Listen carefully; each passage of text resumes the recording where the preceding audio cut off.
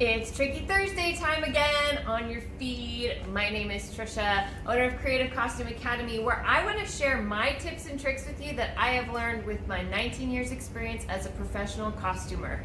Today we're going to be talking about stretch sewing. I know this is something that a lot of you are interested in, especially as we go into summer, right? Swimsuits.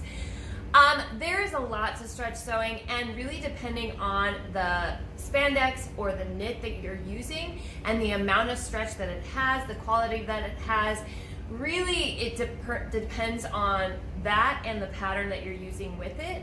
We're not going to dive too much into that today, but I did want to give you a couple of tips if you're new to the stretch sewing world that might help you along.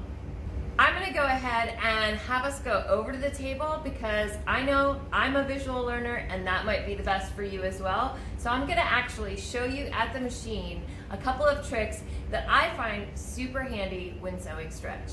First thing I want to talk about is needles. Sewing stretch of any kind, it really is handy to have the right kind of needles. Stretch needles are probably my first go-to, especially with spandex and that kind of stretch. They come in different sizes, as you can see here. This is a 90-14 and this is a 75-11. So you can get them in different sizes. If you're dealing more with a jersey or a looser weave knit, then you'll want to go with a jersey or a ballpoint needle. And then for hemming, it's really nice if you want to emulate a fake cover stitch, you can use these nice twin needles in your regular machine.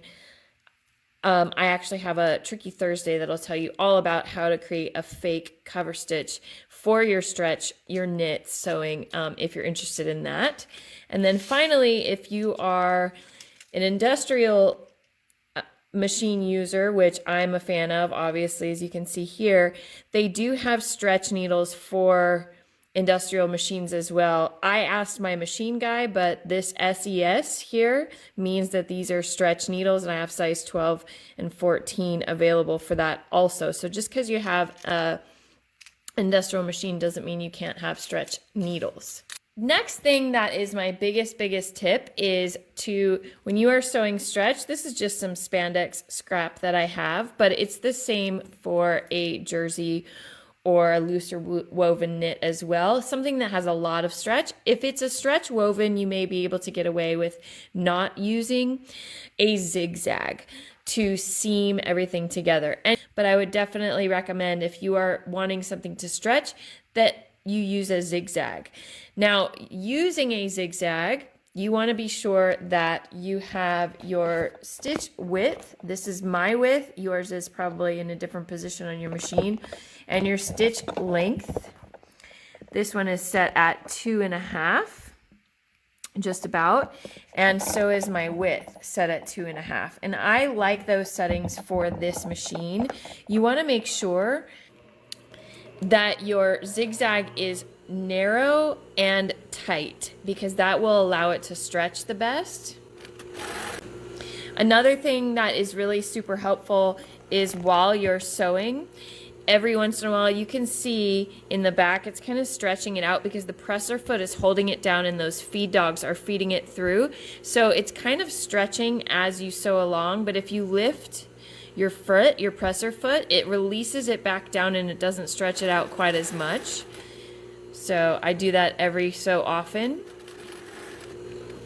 Just like that. If you have a walking foot, that also will help. I don't have a walking foot for these machines, but I know that you can get them for most domestic machines. Then you don't have to, it does that for you. It lifts the foot for you. But if you don't have one of those, you can also do this. So every few stitches, make sure my needle's down so I'm not moving away from my seam, and I just lift my foot. I do have a knee pedal on this, but I could also do it by lifting the foot that way.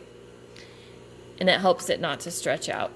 Now you can see this is kind of the size of zigzag that you want to go for.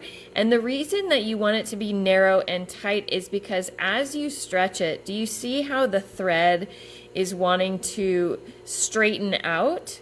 So if it is wider and longer and you don't have quite the same amount of zig in there, as you pull this, it wants to pull straight and it can't, so it'll pop the stitching. So that's why a zigzag is really handy for doing stretch materials.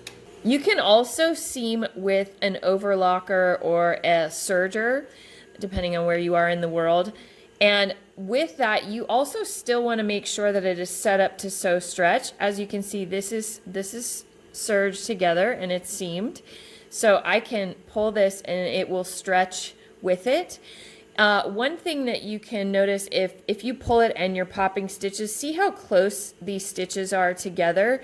So on a lot of sergers, you can narrow that stitch or the differential feed, like it'll pull in and feed it faster. And that's how you can, I would just run a couple of tests and make sure that it's gonna work for your fabric.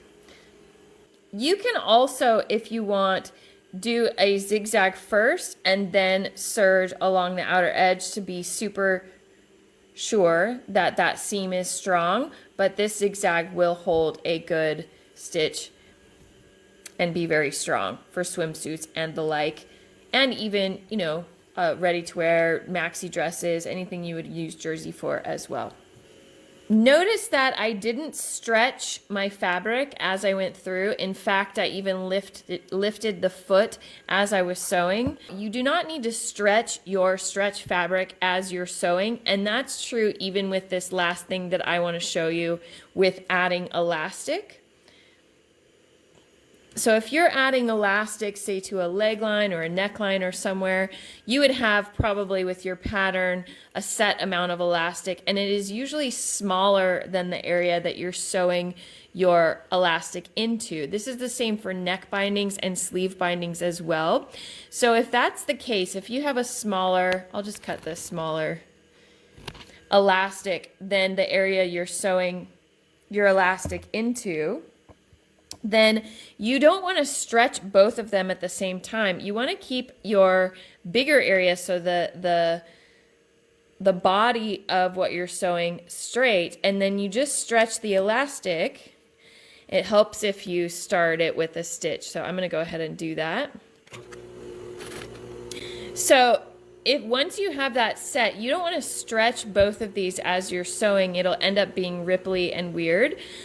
But if you have the smaller section, whether that's a ribbing, a neck ribbing, or a wrist ribbing, or a waist ribbing, or you're dealing with elastic that you're putting into a leg line or a neckline somewhere, you want to leave the body of the garment laying flat and not stretched out, and then the area that is smaller, you stretch it to fit that body area. And as you go along, I'm not letting it wrinkle up like this, but I'm not pulling it tight either so that both are stretched out at the same time. You only want to pull this smaller section enough to where it is laying flat with the piece that you're sewing it into, and then continue sewing from there.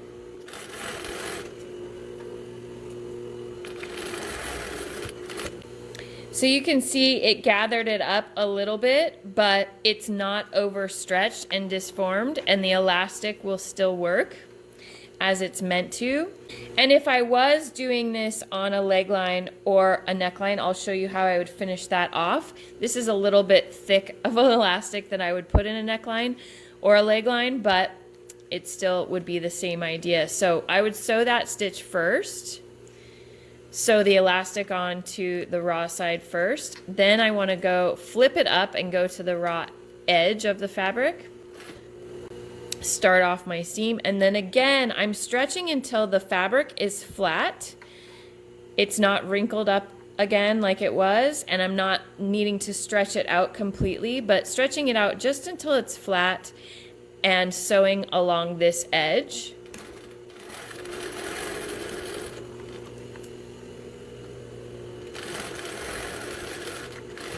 So that flattens it out a little bit nicer. I just arbitrarily picked these measurements, so if it was a pattern it would make a whole lot more sense. But it gives a nice clean finish. Yes, you see your zigzag, but I like it as a detail. Then you have a clean finish along the edge of your garment, and it still stretches with that elastic in there. I hope you found these tips helpful. If you have any questions or if you did find them helpful, please leave them in the comments. Otherwise, thank you for watching and I'll see you next week.